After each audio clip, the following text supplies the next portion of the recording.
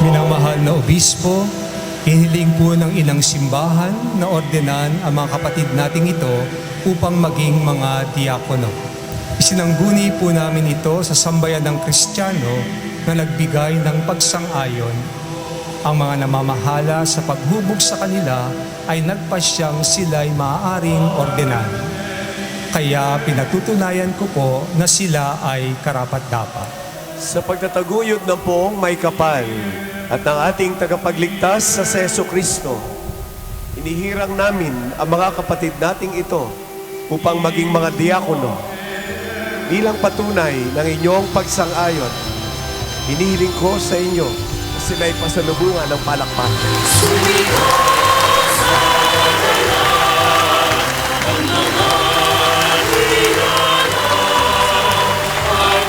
Bayan ng Diyos, nagsilang muli ang ating inang simbahan ng mga bagong diakono upang maglingkod sa Panginoon at sa kanyang kawan.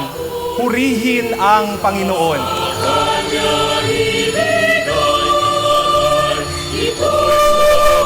Ang amin pong pasasalamat, pagpupuri at pagsamba sa kabanal-banalang tatlong persona, Ama, Anak, at Espiritu Santo.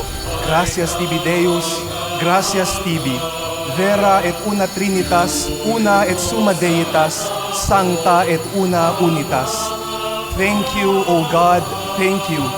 You are the true and one Trinity, the one and supreme deity, holy and one unity.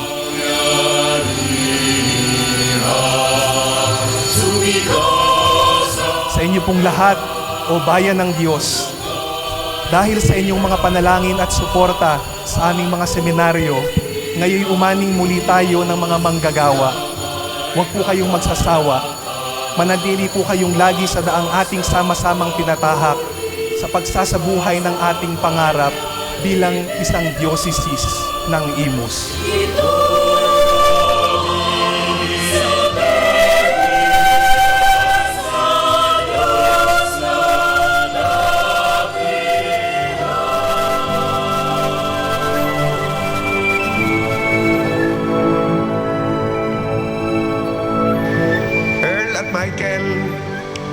Salamat sa inyong pagtugon sa pagtawag ng Panginoong Hesus sa inyo para magpari. Inabot ko na kayong pumasok sa seminaryo. Matagal-tagal na rin nga ako dito sa dayis, 10 taon na. Kita ko na kayo nung kayo pumasok sa seminaryo sa Our Lady of the Pilar. Salamat sa pagbibigay ninyo ng inyong sarili sa Diyos para maglingkod sa Kanya at sa inang simbahan, partikular sa ating minamahal na Diocese ng Imus, na lalawigan ng Cavite. Mahaba pa ang inyong lalakbayin. Ngayon pa lamang nagkakaroon ng kaganapan ng inyong minimithi na maging pari. Ito'y hakbang patungo doon, ang pagiging diakono. Pero nakakatuwa, maliwanag ang inyong disposisyon sa inyong pagtugon sa Panginoon. Only Jesus, always Jesus.